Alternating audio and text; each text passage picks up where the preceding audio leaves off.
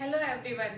देखिए, इस बार कुछ लोगों ने मेरे से ऐसे क्वेश्चंस पूछे हैं कि वो बेसिकली गवर्नमेंट भर्ती प्रक्रिया से पूरा परेशान होकर, मुझे लगता है सबने ये पूछा है कि भाई कोई ऐसा पेपर बताओ कि जहाँ पे, या कोई ऐसा सिलेक्शन बताओ टीचर का जहाँ पे पेपर ही ना देना पड़े, मतलब पेपर ना हो और हमारा सिलेक्शन हो जाए। जनरली सबने ऐसा पूछा है, सबने तो नहीं बट हाँ मोस्ट ऑफ द जो 40-50% क्वेरीज हैं वो इस बार ऐसी ही हैं कि ऐसा कोई सिलेक्शन क्राइटेरिया बताया जाए टीचिंग एग्जाम का कि जहां पेपर ना देना पड़े और इन गवर्नमेंट भर्ती प्रक्रिया में हमें ना फंसना पड़े।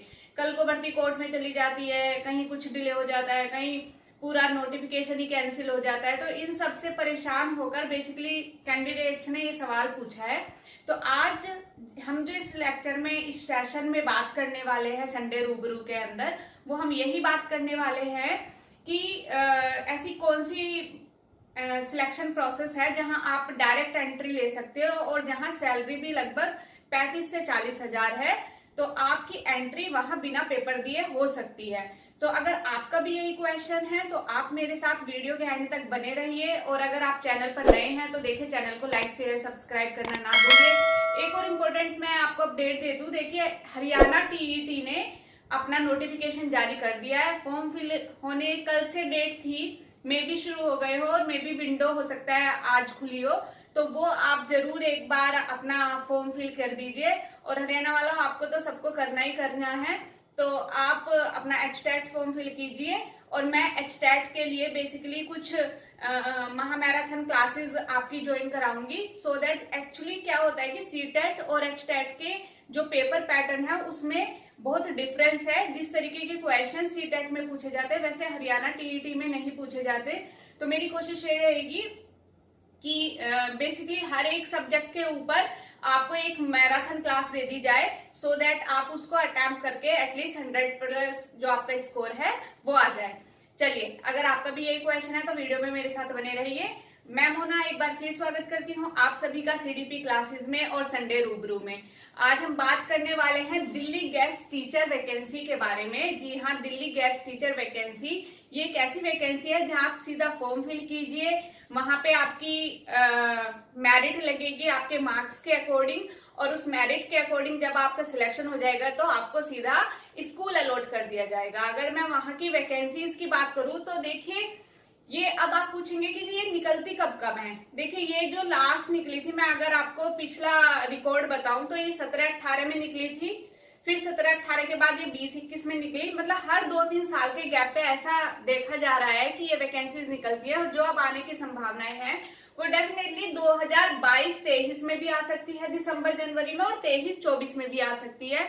तो बस आप अपना रिकॉर्ड, अपना पूरे डॉक्यूमेंट आप तैयार रखिए, कहीं ऐसा ना हो कि वैकेंसी निकल जाए और आपके डॉक्यूमेंट ही रेडी ना हो। आपको कौन कौन से डॉक्यूमेंट रेडी करने होते हैं वो मैं अभी वीडियो में आपको बताऊंगी। देखिए, अगर मैं सबसे पहले आपको बताऊं कि ये निकलती किस किस पोस्ट के लिए, तो ये वैकेंसी जो हमारी निकलती है वो टीजीटी और पीजीटी के लिए निकलती है। ये आपकी स्क्रीन पर है, डीटी की वेबसाइट बेसिकली ये निकालती है, जो पूरा प्रोसेस कराती है। DT directorate of Delhi government है जो हमारी एजुकेशन, वो ये सब निकालती है फॉर्म। और जब आपसे टीजीटी और पीजीटी की बेसिकली रिक्वायरमेंट भी नोटिफिकेशन में दी हुई होती हैं। अगर मैं पीजीटी की बात करूं तो बेसिकली जो सब्जेक्ट निकलते हैं वो English, biology, maths, physics, chemistry, economics, commerce और 1-2 सब्जेक्ट और निकलते हैं। वो डिपेंड करता है कि जो वैकेंट सीट है वो किन किन सब्जेक्ट की है अभी। तो जो लास्ट ईयर 2 साल में निकली थी उसी के बेसिस पे ये रिकॉर्ड है, तो आप ये एक बार चेकआउट कर सकते हैं किस किस सब्जेक्ट में निकली हुई है। वहां पे आपको पीजीटी के लिए पोस्ट ग्रेजुएशन कंसर्न सब्जेक्ट में, यानी कि अगर आप बायोलॉजी के लिए एलिजिबल हैं तो आपको उसमें दिया गया होगा कि जूलॉजी और बॉटनी से आपका पोस्ट ग्रेजुएशन होना चाहिए। साथ ही उसमें वहां दिल्ली में देखिए, यूपी में ऐसा नहीं चलता कि आपको पीजीटी के लिए बीएड अनिवार्य हो, लेकिन दिल्ली में ऐसा चलता है कि आपको पीजीटी फॉर्म फिल करने के लिए भी आपको बीएड आपका कंप्लीट होना चाहिए। तो ये आप एक बार चेकआउट कर लीजिएगा। साथ ही टीजीटी में जो वैकेंसी निकलते हैं बेसिकली वो English, maths, science, up to certain level social science, आपका स्पेशल एजुकेशन टीचर की भी निकलती है और ईवीजीसी की भी निकलती है। तो वहां पे आपको ग्रेजुएशन प्लस बीएड तो होना ही होना है। साथ ही वहां पे ये भी नोटिफिकेशन में लिखा हुआ होता है कि आपको सीटेट सेकंड जो होता है यानी पेपर 2 सीटेट उस कंसर्न सब्जेक्ट में, यानी आप साइंस स्ट्रीम में भर रहे हैं तो पेपर 2 साइंस स्ट्रीम वाला, मैथ साइंस वाला, और अगर आप एसएसटी में भर रहे हैं तो पेपर 2 एसएसटी वाला आपको क्लियर होना जरूरी है।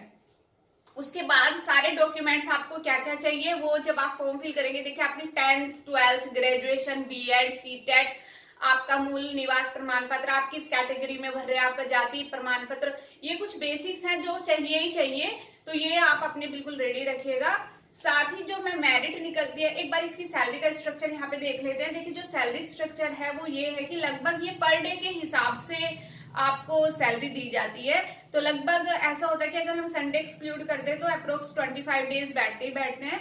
तो जो पीजीटी टीचर को मिलते हैं वो अप्रोक्स 1450 1445 अमाउंट पर डे का मिलता है, जो लगभग 40,000 के आसपास बैठता है। और जो टीजीटी टीचर होता है उसको 1400 मिलता है, जो लगभग 35,000 के आसपास बैठता है। तो इट्स गुड, मतलब सही है जो ये सैलरी स्ट्रक्चर है, कहीं कोई इसमें इशू नहीं है।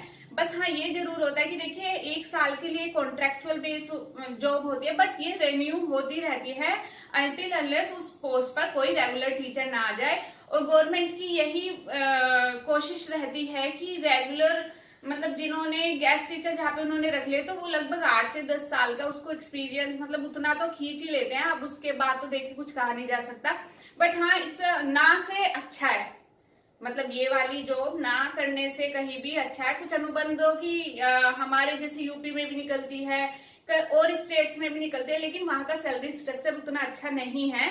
बट हाँ दिल्ली गवर्नमेंट ने जो गेस्ट टीचर के लिए सैलरी स्ट्रक्चर रखा हुआ है ये काफी अच्छा सैलरी स्ट्रक्चर है। साथ ही मैं आपको ये बता दूं कि जो मेरिट लगती है बेसिकली वो ग्रेजुएशन, आप 10th से चलिए 10th 12th ग्रेजुएशन और बीएड ये टीजीटी के लिए लगती है। और साथ में जब पीजीटी इन्वॉल्व होता है तो उसके लिए पोस्ट ग्रेजुएशन के मार्क्स भी काउंट होते हैं। ये आपकी स्क्रीन पे डिस्प्ले हो रखा है कि किस तरीके से मेरिट जनरेट की जाती है, और पूरा एंड में जितने भी कैंडिडेट उसके लिए वैकेंट पोस्ट के लिए चाहिए वो एंड तक उतनी लिस्ट या लगभग उससे ज्यादा वो लोग लेके चलते हैं, जिससे कि अगर कल को किसी के डॉक्यूमेंट में कोई दिक्कत हो तो जो भी वेटिंग लिस्ट वाले स्टूडेंट्स हैं उनको इन कर लिया जाए। तो ये तो हुआ इसकी पूरा सैलरी स्ट्रक्चर, रिक्रूटमेंट और जो बेसिक्स थे। साथ ही ये जब पूरा एक बंदे का सिलेक्शन हो जाता है तो देखिए इस तरीके से एक कार्ड जारी करते हैं अगेंस्ट, मतलब अपनी वेबसाइट पर अपलोड कर देते हैं अगेंस्ट ईच कैंडिडेट की एप्लीकेशन आईडी क्या है, उसका नाम क्या है, और साथ ही उसको कौन सा स्कूल अलॉट किया गया उसकी आईडी क्या है, और उसके स्कूल का नाम कर दिया जाता है। साथ ही वो मेंशन कर देते हैं कि भाई आपको इतने दिन साल में पढ़ाना है तो ये इतने दिन की सैलरी आपको मिलेगी। सब कुछ पहले क्लियर होता है, कहीं कोई ऐसा कंफ्यूजन वाली बात नहीं है। तो जैसे ही वैकेंसी निकलेंगी तो आप टेंशन फ्री रहिए, बस आप अपने डॉक्यूमेंट्स रेडी कीजिए, आपको प्लेटफॉर्म पे अपडेट कर दिया जाएगा जैसे ही वैकेंसी अनाउंस होती है। चैनल को लाइक शेयर सब्सक्राइब करना ना भूलिए। आपकी कोई भी क्वेरीज है मेरे को कमेंट बॉक्स में जरूर कमेंट कीजिए। और इसी तरीके से अगर आप चाहते हैं कि संडे रूबरू रेगुलर चलता रहे तो आपकी जो भी क्वेरीज है मेरे को पोस्ट करते रहिए। चलिए नमस्कार, अगले संडे रूबरू तक के लिए जल्दी मिलेंगे। Bye bye, take care.